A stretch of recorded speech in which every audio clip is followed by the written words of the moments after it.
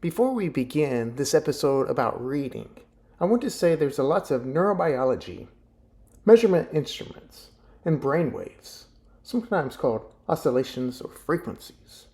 However, I will hopefully provide easy to understand analogies. We will go through the entire reading process from the moment light hits the retina to formulating speech. We will also compare so-called normal readers, the autistic phenotype, and dyslexia, and at times, the odd contrast of the autistic phenotype and dyslexia. Today's episode is all about reading. We will discuss the reading process, the neurobiology, of course, a breakdown of visualizing the text and transforming that into understanding, comprehension, how to formulate that into speech. You will find out, if you don't already know, we use speech even when silently reading to ourselves.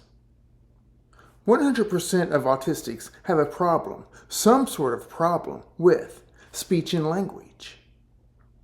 We will also explore the spelling issues, why and how some people, especially autistics, can get caught up on reading fluency. We will discuss dyslexia and several brain regions. Reading is a sophisticated cognitive process that transforms written text into meaning through a left lateralized brain network. Considering the autistic phenotype's fast sensory processing, let's start before the brain even makes sense of the words, which is in the little nuclei in the occipital temporal lobe, which is a combination of the occipital and temporal lobes, called visual word form area, VWFA. We'll talk a lot about that later. Let's start with the retina. When you look at a word like dog on a page, light hits your eyes. You probably know about the rods and cones and then the retinal ganglion cells that track back through your thalamus. The thalamus is going to be a first stop here, the lateral geniculate thalamus. We talked about this with the oxytocin, the magnocellular and parvocellular types of cell types used for vision. Now, also remember the lateral geniculate is right there by the midbrain. It essentially reaches out and high fives things like the superior colliculus and so forth from the midbrain discussions. So from the lateral geniculate, the optic nerve to the primary visual cortex, which is V1 in the back of your brain. V1 is active 50 to 100 milliseconds. This is like a sketch artist, just kind of mapping out the drawing. And this is spotting the lines and curves of the D or the O for the dog example. EEGs catches this spike, and fMRI shows the V1 lit up. MEGs confirms it's the first stop with precise timing. Next, secondary visual areas, which is V2, V3, and V4, take over from 100 to 150 milliseconds. They're like puzzle builders. They are just piecing together these lines into letters and shapes, ensuring, for instance, that D isn't a B. EEG shows early signals before the N170, and MEG maps connections to V1, and fMRI pinpoints these areas. V4 starts saying, by the time we get to the last visual process here of the visual cortex, V4 says, this is text. This isn't something insignificant. This is all happening before the visual word form area recognizes this as dog. Hard stop here. A cool side note, kind of independent from this conversation about autism, dyslexia, and reading. And this is how blind people kind of repurpose. They have neuroplasticity in this V1 through V4 areas for reading tactile in the Braille. And they also repurpose these V1 to V4 areas for auditory sensations. So there's kind of a heightened area here. Words like amazing and fascinating don't even describe how wow this is. Now, here's how it works. Typically, congenitally blind individuals or those that lost their eyesight early in life will better repurpose these areas. And these V1 to V4 areas are recruited for that sensory processing with the Braille. Neuroplasticity in the human living organism is wild. So let's talk about two different things here that's been mentioned several times across the podcast. One is the so-called heightened sensory processing. And the mechanism by which this happens is neural oscillations, or brain waves. We talked about those both in several episodes, but let's expand on those. Often I've mentioned the waves and not really having direct order, but let's clarify this. The lowest oscillation is delta, 0.5 to 4 hertz. Theta, 4 to 8 hertz. Alpha, 8 to 12 hertz. Beta, 13 to 30 hertz. And then there's gamma, anything over 30. However, gamma has two different kind of stages. Low gamma, which is 30 to 80 hertz, and high gamma, over 80 hertz. The best way to think about this, I think, is if you have one trial learning, let's say you're in a traumatic experience or near tragic. Maybe you're driving in the road and somebody runs a stoplight and it almost hits you, or it does hit you. At that moment, your body is sent into these high gamma waves. This means your body is going to remember this incident much easier. This is the biggest thing with trauma. People that experience a traumatic experience, their body, just all of these brain waves are sent into high gamma. This is the so-called origin of one trial learning. It only takes you one time to really learn from that experience. Another example is if you touch a stove or touch something hot, you typically remember not to touch that again. However, independent of this one trial learning, everything operating on our insides are running on these oscillations. They are constantly on oscillations.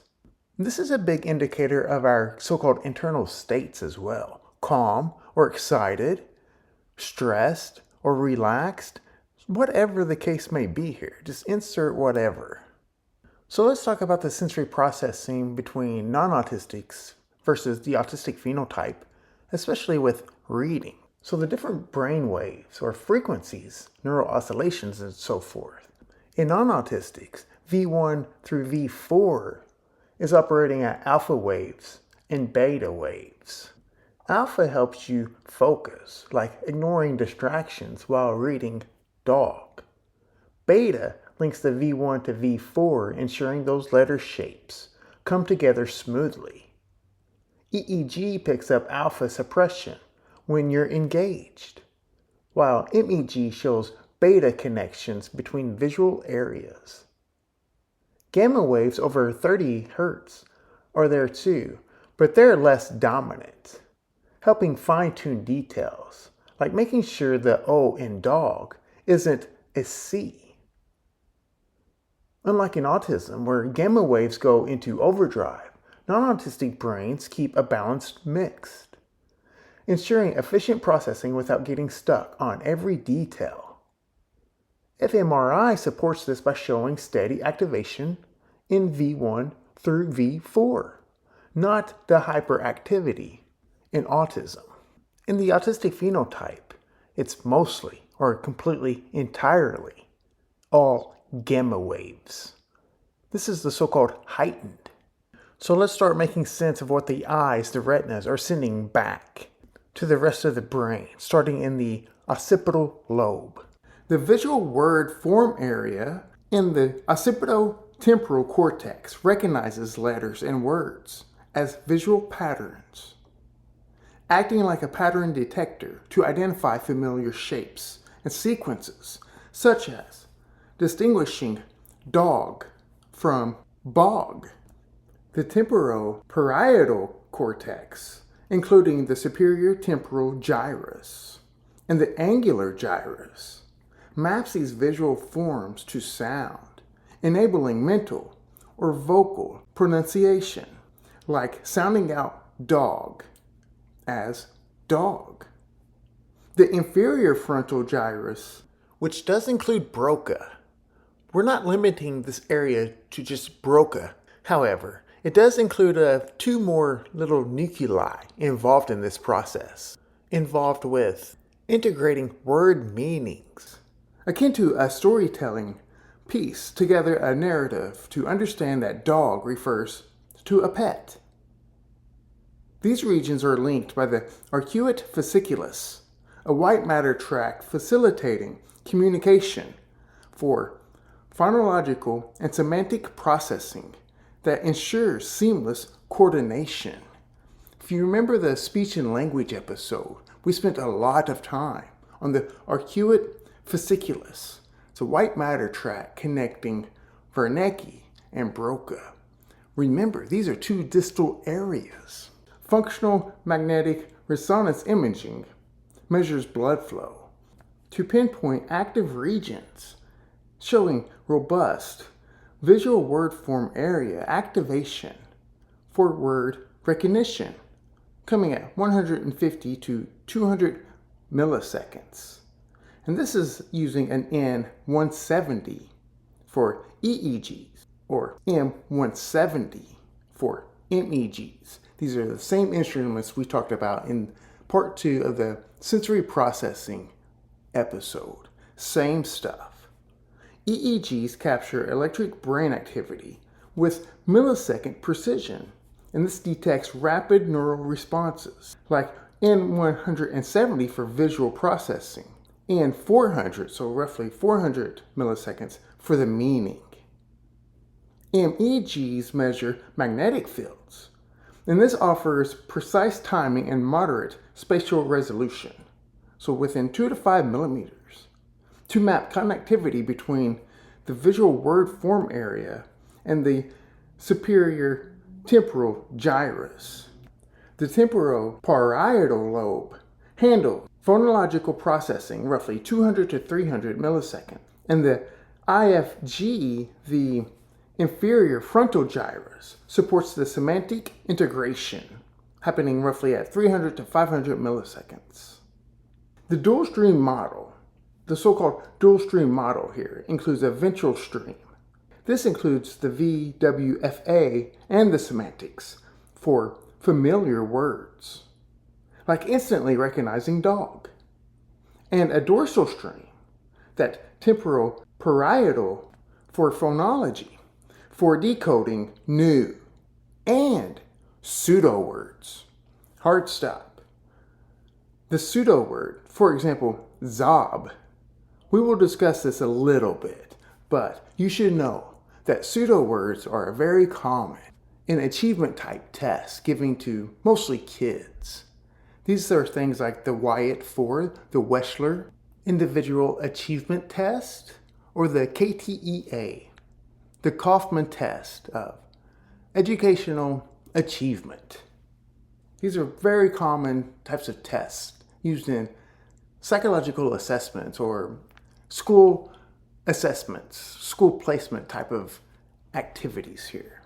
Diffusion Tensor Imaging, DTI, also talked about in the part 2 of the sensory processing episode, reveals higher fractional anisotropy in the arcuate fasciculus, indicating a strong connectivity here, which predicts reading fluency. So in other words, the higher this connection here, the better the reading fluency. So it might be a good time here to kind of describe this fractional anisotropy. Here on after, I'm going to call this FA. It's just easier. I'm going to give some easy to understand examples here. This is measuring water. The DTI, Diffusion Tensor Imaging, is measuring water. Diffusion is just nerd speak for movement. So how water is moving throughout the brain is what this is doing. With these different connections, even distal connections. We talked about myelin. Myelin being like the difference in myelin, well myelination, like driving on an interstate versus a gravel road.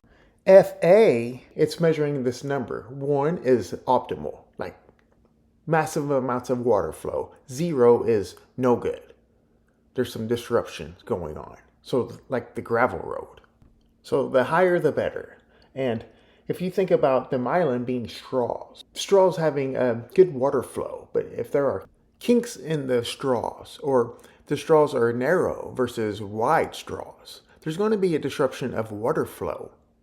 If you think about a garden hose, if you have kinks in the garden hose, the water coming out at the end is massively implicated. The pressure and water flow here is very weak. It's very frustrating if you're using a garden hose. And that's delaying. It's delaying this distal connection in the brain. So those receiving regions, postsynaptic connections and so forth, are delayed. And we've talked about this in the sensory processing, where the earlier stops are heightened, but the distal connections are kind of slowed or impaired. And this is going to come into play later when we talk about autistics, reading, and that heightened visual processing, and dyslexics having a weakened FA with these distal connections. It's going to all make sense, I hope. Silent reading involves something called subvocalization, or silently speaking. Readers here internally articulate words, engaging in phonological areas, with less of the IFG activating than oral reading, which recruits the pre- and post-central gyri for motor coordination and speech production. Now, we are silently speaking to ourselves when we are reading, because we are speaking up to the cortex and other strong areas of the brain. We are teaching ourselves what is being read. This is a huge part with learning. The overall goal of this network here is to efficiently decode the text and convert it into sound and derive meaning, enabling fluent reading measured as words per minute. So either way, reading to the self or out loud, you are essentially speaking. So let's break down the reading process. Step 1 is we are decoding, something called orthographic processing. And this involves the VWFA, that visual word form area, to identify letters and words as those visual patterns, like recognizing book on a page as familiar shape, occurring within 150 to 200 milliseconds.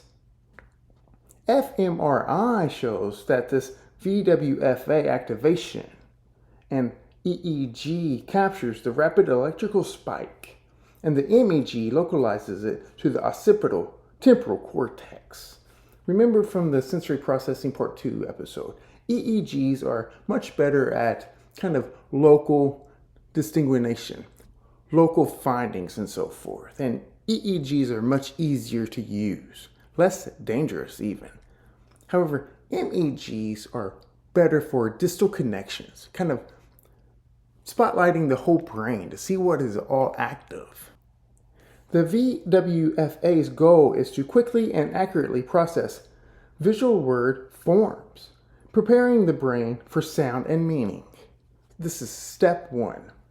So what does processing visual word forms mean? This involves the brain's ability to recognize and interpret written words as visual patterns, a key step in reading. This process primarily engages the VWFA for that initial recognition, identifying letters and words. This is going to be orchestrated by this rapid visual processing that relies on the brain's ability to match that visual input stored to the orthographic representations. Does the brain recognize this sequence of letters that make up this word? Does the brain recognize this? The role in reading here is huge. This step prepares the brain for subsequent phonological mapping and the semantic integration. This is like step one. If your dominoes are off and the first domino is off, the second, third, fourth, everything downstream is going to be delayed. And this is facilitated by the arcuate fasciculus. Once again, so the arcuate fasciculus is involved in reading and speaking. In fluent readers, this VWFA enables automatic word form processing. It automates it. This is what the central nervous system is trying to do with everything. And this contributes to efficient decoding. So some disruptions in this, for instance, in dyslexia, the VWFA is underactive. And this leads to delayed N170 and impaired word recognition. However, the data for autism shows hyperactivity of the VWFA, and that bilateral activation reflects a visual spatial bias and enhances the decoding speed, but not always comprehension due to the frontotemporal underconnectivity. We've talked about this a lot with autism. Those heightened connections early in processes, but then downstream, it gets delayed, it gets disrupted, those more distal connections. And you should not be surprised here with this hyperactivity of the visual word form area because of the visual processing, those high rates of speed with visual processing. Another area from the Reza Shadmir episode, the cerebellum. This is a very underrated area, and we'll talk a lot about the cerebellum today. Purkinje cells in the cerebellum refine the timing and coordination of the eye movements. These are often called saccades. And needing to scan word forms, this is what it's trying to accomplish here, with climbing fiber afferents, correcting errors in real time, and parallel fibers integrating visual cues. In dysfunction, as seen in the autistic phenotype, with Purkinje cells, 25 to 50% cell loss in the autistic phenotype for Purkinje cells. And in the dyslexia, there's a disruption of this precise affecting fluent word form processing. So this process is foundational to reading, linking the visual input to the sound and meaning through a coordinated neural network. This is not about turning the word into visual thinking. It is about seeing the pattern of the letters for reading the word. So spelling difficulties. This is an area of interest here for us. Particularly if you remember from the Canner kids and Asperger kids, as well as those with dyslexia and or the autistic phenotype as a whole, are best explained by challenges in the orthographic processing phase here, with additional contributions from related stage and neural networks. The primary point in spelling is the orthographic processing, and this is occurring. This phase that involves the visual word form area for the decoding process. Now, if you think about it, think about that hyperactivity in autism. With autism, you know about that black and white thinking as well. This hyperactive VWFA with that bilateral activation, this leads to a hyper focus on spelling, but a poor integration with phonology or semantics due to that frontotemporal underconnectivity. Again, more of the Purkinje cells are involved here, and an area that we've recently discussed over the last winter in several episodes, the dorsal striatum. The dorsal striatum is our input area of the basal ganglia. I know a lot of regions here, a lot of different brain regions here, but they're all very important and fascinating. The The dorsal striatum is the input areas of the basal ganglia. In other words, this is what's going to coordinate or conduct the downstream movements. Remember, the basal ganglia is go and no-go area. And two big things here with the dorsal striatum is it's heavily involved in learning and goal-directed activity and habitual responses. Remember autism and those habitual responses or the lack of adaptive responses. We can get caught up on things very easily. A second consideration for spelling difficulties here is following the orthographic recognition, which is the phonological processing. This is involved with that temporal-parietal cortex, the superior temporal gyrus and the angular gyrus, those two specific areas. And this maps spellings to sounds. Disruption of the cerebellar timing via the Purkinje cells affect Broca area for articulation, and this can hinder spelling by sound. And this leads to phonetic misspellings. For example here, phone, F-O-N-E, for phone. It's very confusing. The Kanner kids were so funny with this, if you read the Leo Kanner 1943 paper. Another region of interest is the arcuate fasciculus. This tract reduces with that FA in dyslexia, remember that water flow, and with the autistic phenotype, the connection between phonological output, the Broca's area, and comprehension, Wernicke's area. This disrupting the feedback loop. All of these things are basically running in a loop, updating each other. And this is needed to verify spelling correctness. In the autistic phenotype, underconnectivity further complicates integrating spelling rules. There's a downstream area here for the semantic integration we haven't discussed yet, but with spelling, it's important to mention this now. That inferior frontal gyrus, remember, including the Broca area, links spellings to meaning. But this is delayed using N400 in the autistic phenotype, so roughly 400 milliseconds. This is supposed to come online. But that is due to the frontotemporal deficit, that underconnectivity. In dyslexia, there's an overactivation, and this can lead to semantic-based spelling errors. The examples here are something like there, T-H-E-I-R, for there, T-H-E-R-E,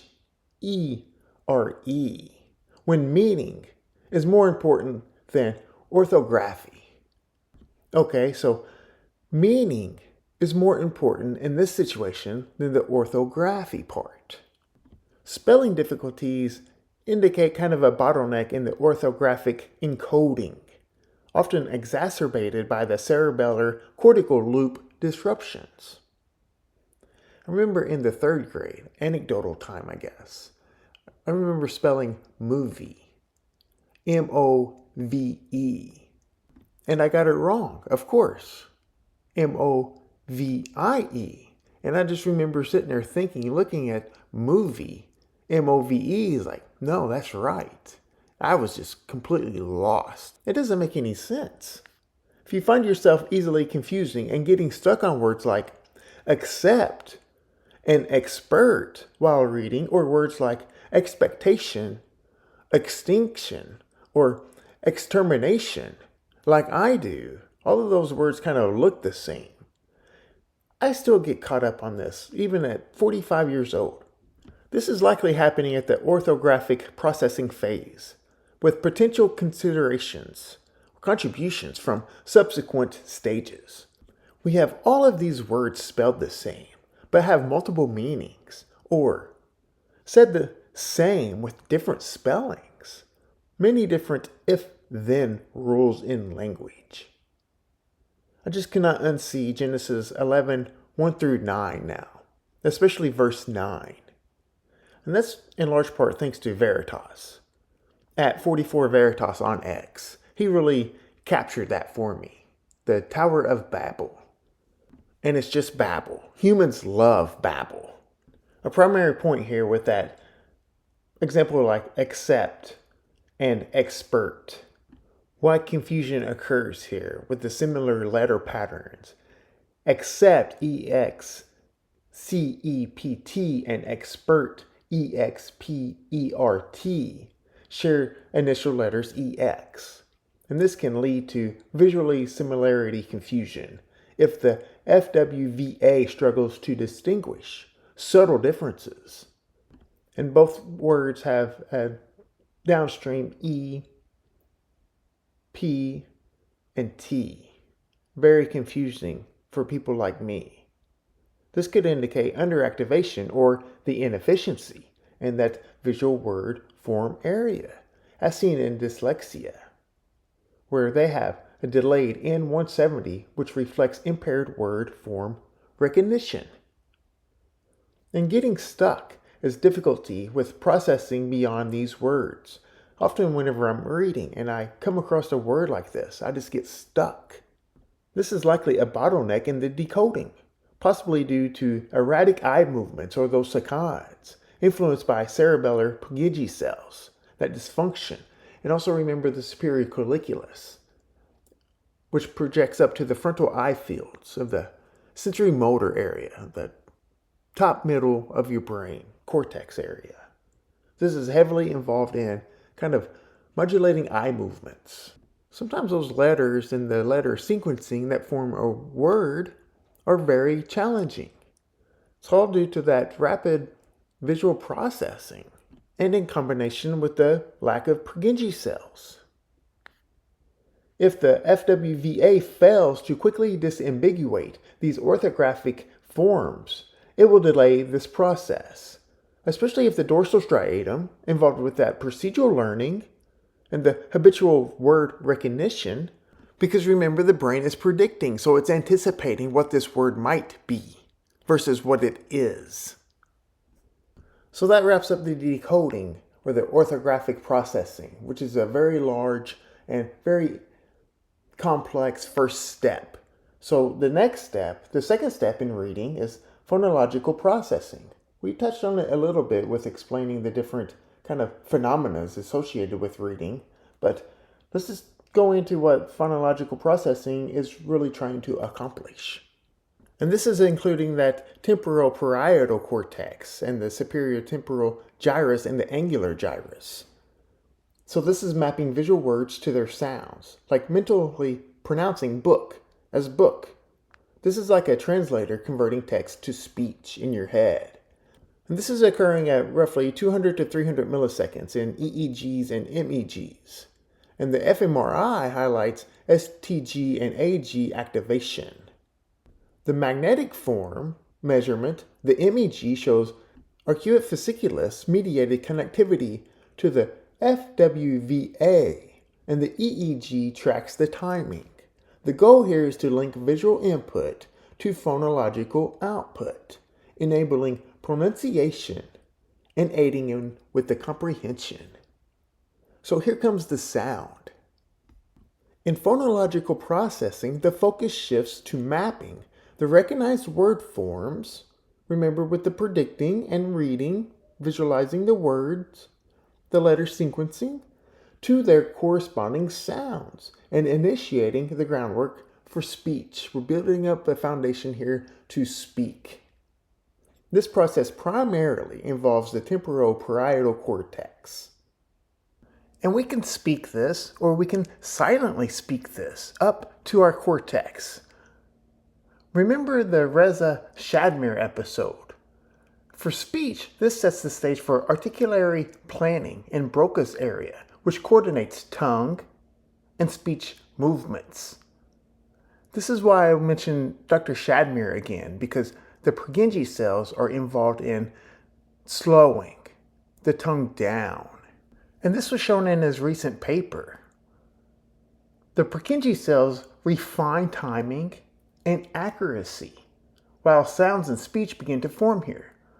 Actual vocalization, the speech, requires further motor execution during reading aloud. But before that, we must have the semantic integration, the inferior frontal gyrus. Remember Broca. A lot of people know about Broca. This connects words to their meanings. like understanding book as a reading object. This is akin to the library finding the right story. And this is occurring at 300 to 500 milliseconds on EEGs or MEGs. fMRI reveals this activation of the inferior frontal gyrus.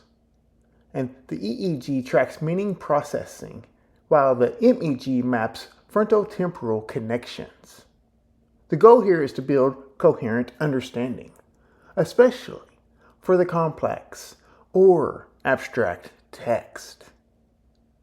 So silently speaking, that so-called subvocalization, in silent reading, readers internally articulate words like silently saying book while doing the reading. And this engages the superior temporal gyrus and the angular gyrus, while the fMRI shows the temporal-parietal activation. MEG confirms that articulate fasciculus connectivity.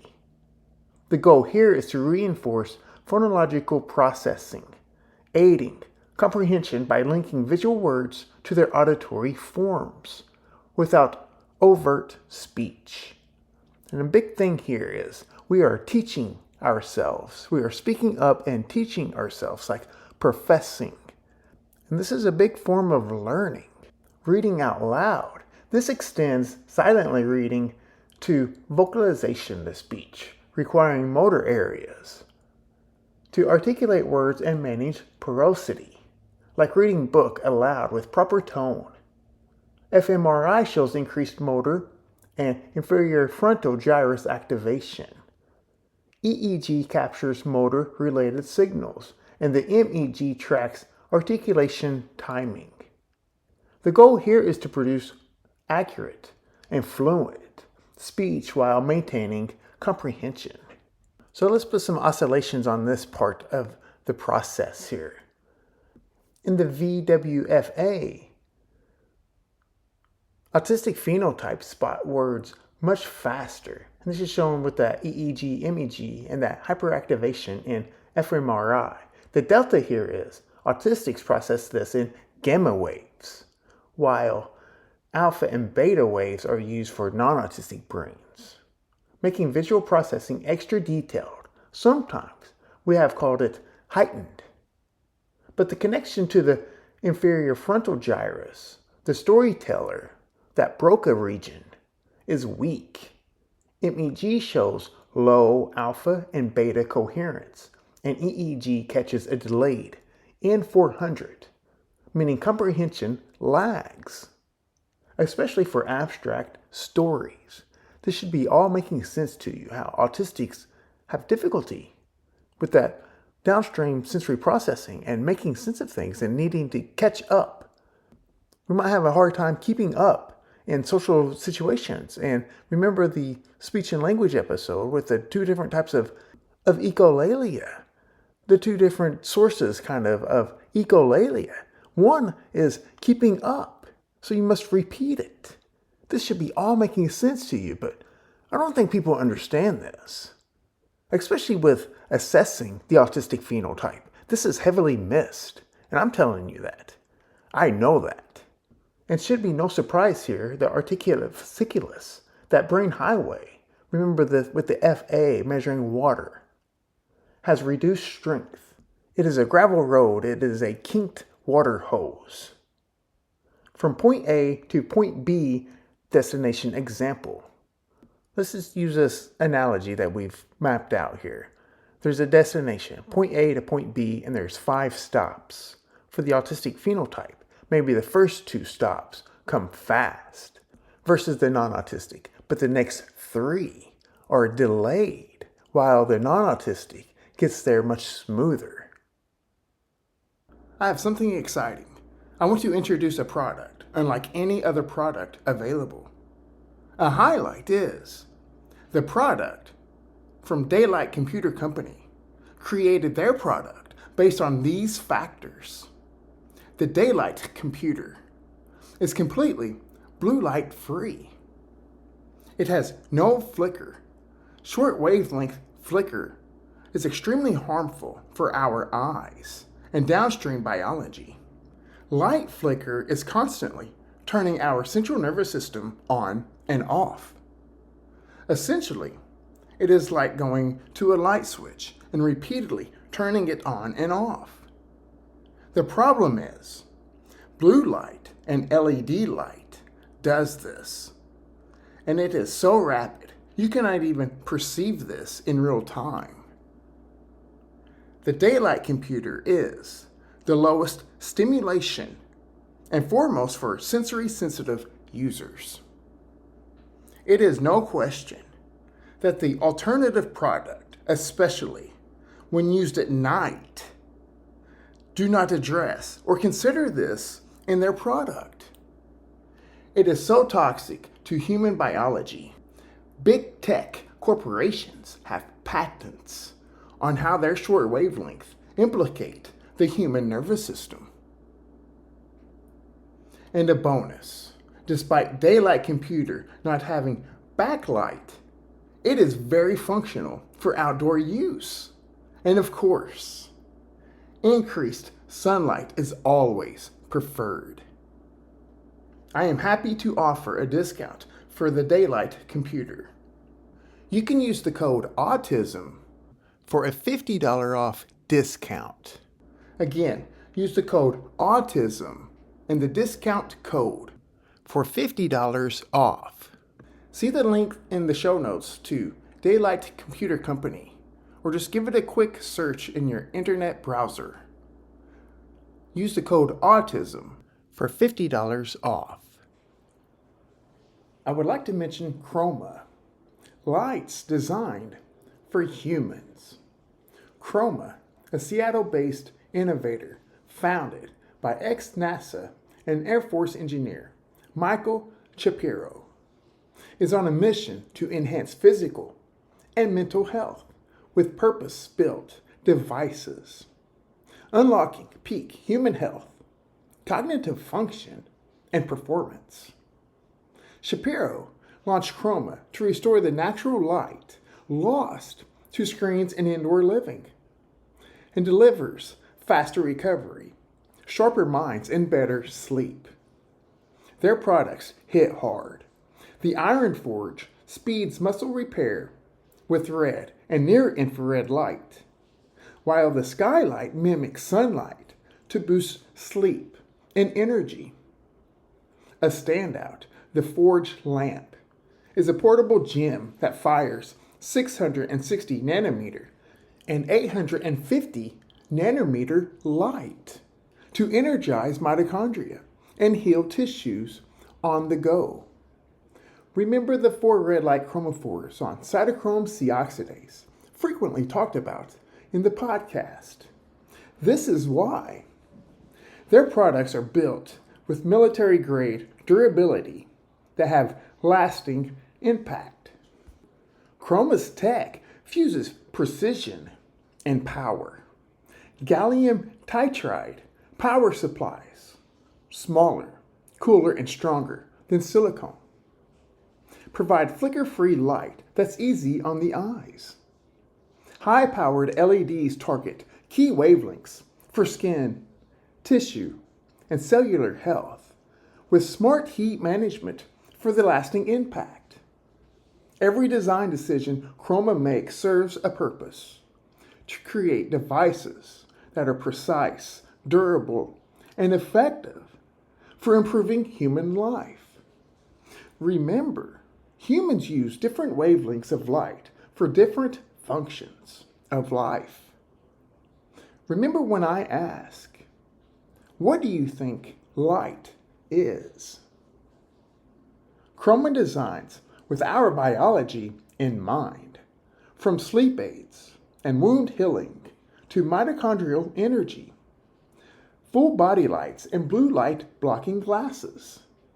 They are US made and Chroma ships globally and accepts FSA and HSA payments. Use AUTISM at checkout for a 10% off discount. That's AUTISM at checkout for a 10% off discount. If you are listening to the podcast, listening to the episode, please feel free to leave a review or rating. In podcasting, reviews, ratings, and downloads are huge, and I very much appreciate your feedback. You can contact me on X at RPS47586. We can discuss anything and everything about autism. I very much appreciate your comments and your interactions on X. You can check out the YouTube page for all the videos, full-length videos, shorts, and clips. You can email me, info.fromthespectrum@gmail.com. Thank you for listening to From the Spectrum podcast.